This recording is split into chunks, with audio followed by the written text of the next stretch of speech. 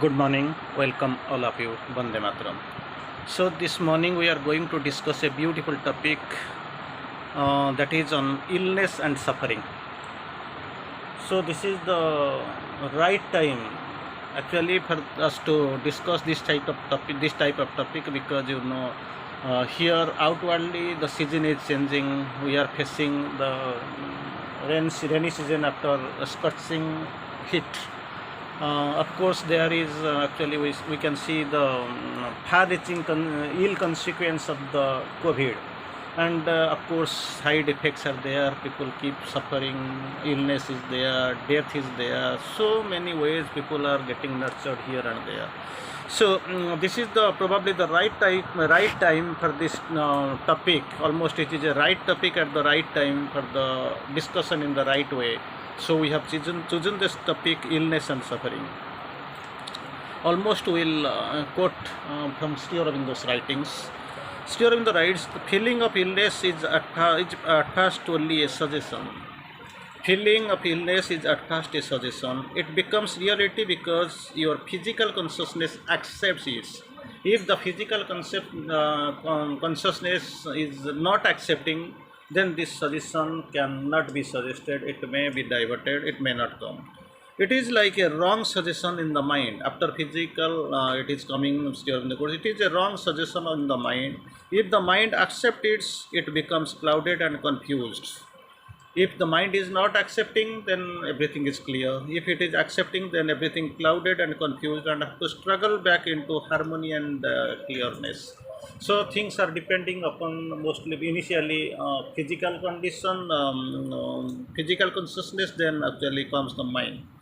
So it is so with the body consciousness and illness. After the mind, it is when it is accepting, it is getting confused, clouded. Then the body consciousness, it coming as a. It is also with the body consciousness and illness. What exactly you must not accept? What is our role? You must not accept. When we are not accepting, then what we have to do? We have to reject it. Reject it with your physical mind and help the body's consciousness to throw off the suggestion. If it is rejected in the physical mind, then what will happen? The body consciousness will throw off the suggestion. So mind is imposing. If it is accepting, then unmistakably and undoubtedly the physical consciousness is body consciousness is accepting. If necessary, make a counter suggestion. No, I shall not be well, I shall be well, I am and I shall be all right.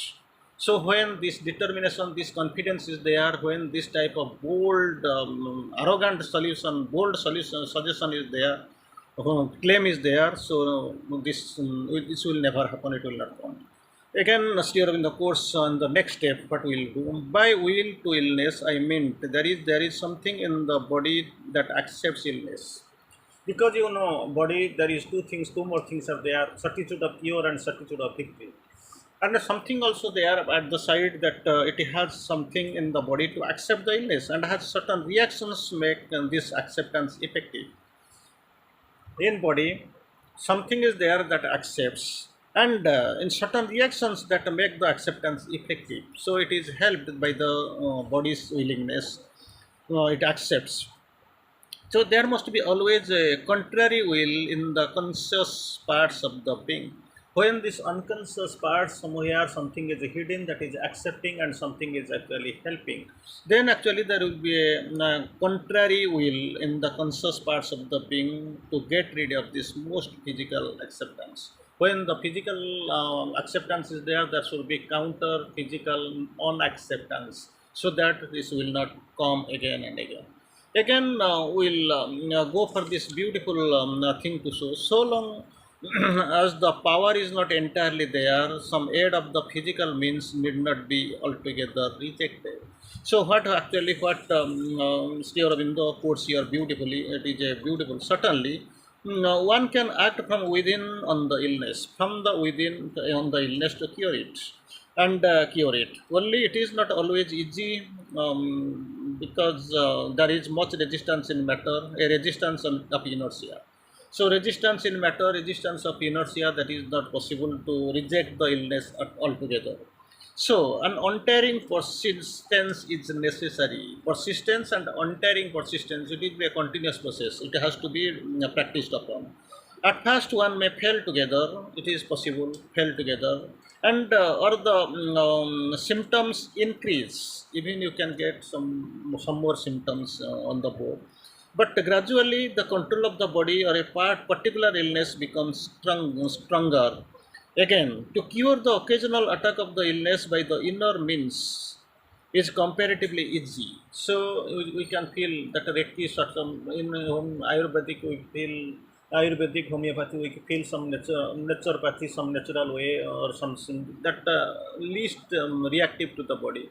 But allopathy, sometimes immediately you will get some result, but actually it is destroying by in the large in the longer period, in the long period. Then what happens? Something is there that is actually Reiki, and something they are actually using the yogic power, concentrating on the yogic power. So inner power is there, comparatively easy, and the body immune from it in future is more difficult. The chronic malady, again, the chronic malady is harder to deal with. Chronic, continuously it is coming again and again in the regular interval, more reluctant to disappear entirely than the occasional disturbance of the body. Sometimes you are going, something is happening that can be cured, but it is a malady, it is a continuous thing, chronic malady, that creates more disturbance. As long as the control of the body is imperfect, as long as the complete control of the body is imperfect, there is all these and other imperfections and difficulties in the use of the inner force.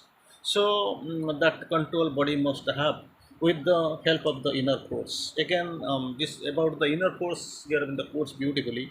If you succeed in inner action, if you succeed in the inner action in preventing seeds, even that is something, then what happens? You have to make practice, abhyas, to strengthen the power till it becomes able to cure. So immunity and antibody, it must be created. So this body must be given sufficient chance. It must be relied upon. It must be trusted. So this it can become able to cure. Note that so long as the power is not entirely there, some aid of the physical means need not be altogether rejected. So there we must take the assistance, aids and assistance. Again, here in the course beautiful. Above all, don't harbor the idea of an unfit body.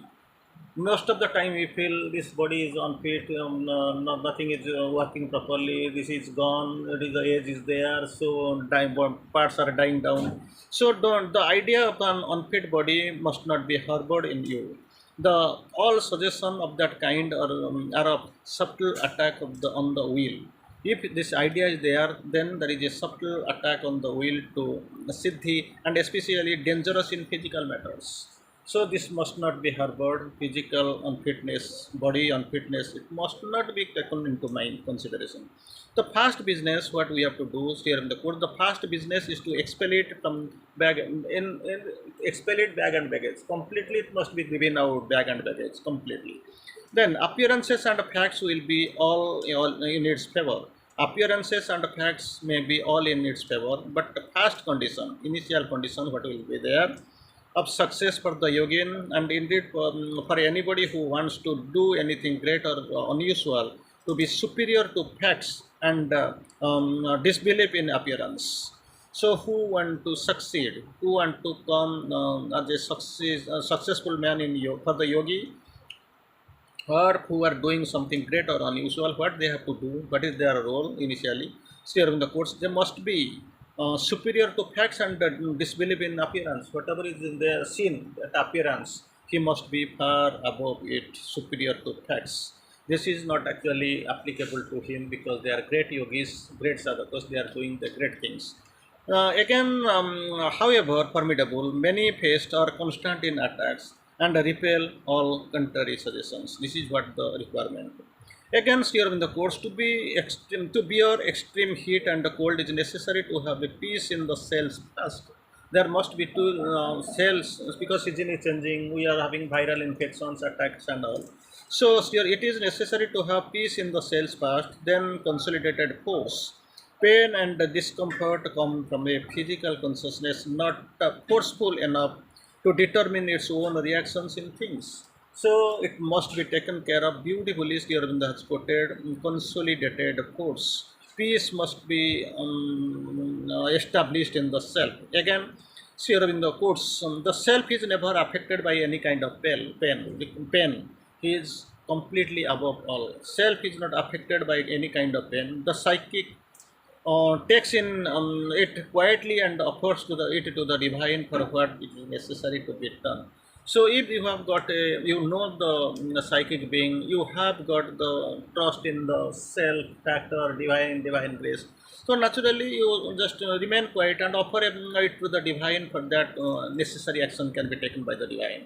It is detachment of even physical mind from the pain that makes one to able to go on, and nothing where there physical mind that must be supported. That this detachment must come. It has got nothing has happened. So what will happen? But this detachment of the physical mind is not easy to acquire. Immediately we have got the tendency, we know this has come, we get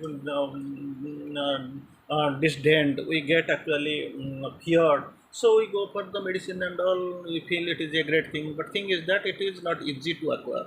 The main difficulty seems to be other quotes here, the first thing is to be done in order to recover is to stop yielding to the attacks of the nerves. There will be attack, it is frequent, it is ceaseless, it is a regular, a chronic, but actually you must not yield to the attack of nerves.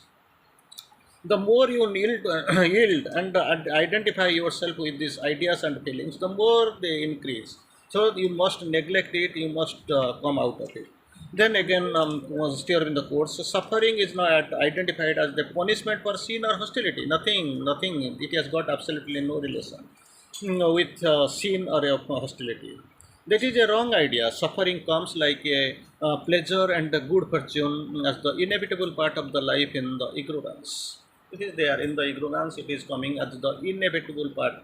The duality we are facing in the ordinary, in the day to day life duality, like pleasure and pain, joy and grief, good fortune and ill fortune, are inevitable results of the ignorance, nothing to do with the higher consciousness, which separates us from the true consciousness and from the divine. This idea, it is actually this ego, this ignorance, we are getting ourselves separated from the divine. Again, as you are in the course of the karma, only by coming back to it, it can be get rid of the suffering. Karma from the past lives exists. It is there, inevitable. In the past life, the karma phala, karma bad, it exists. But much of what happens is due to it, but not all. So in the course, not all. We are, for we can mend our karma, can mend our karma by our own consciousness and efforts. It can be changed because divine, he is far superior than your astrological predictions, jatak and all. So nothing, higher consciousness, nothing affects. By the suffering, simply a natural consequence of the past errors, not a punishment. Just as a burn is the natural consequence by playing with the fire. So fire is there, you are touching, so it is the pain. Again, the attitude you express, whatever suffering come on the path have the high price for the victory that has to be owned. And if they are taken it right in the right spirit, becomes the means towards the victory. So it is a great error, a great helper on the way. Against your in the course, couple of things I will try to see. Mortality and pain are mere conventions of a mightier stage. We must see, we must know. Without suffering, there can be no growth. Suffering is required. And again, suffering is not inflicted as a punishment of her sin and her hostility. We have seen, we have discussed. Suffering, and the soul can grow against or even by the material destiny that is adverse, because soul has the stamina, soul has the force, but that actually it is a divine spirit, divine spark, it can work. Suffering makes us capable of full force of the master of the delight, makes us capable of the full force of the delight, it makes us capable also to bear the other play of the master of the power. So we must accept it and we must ready.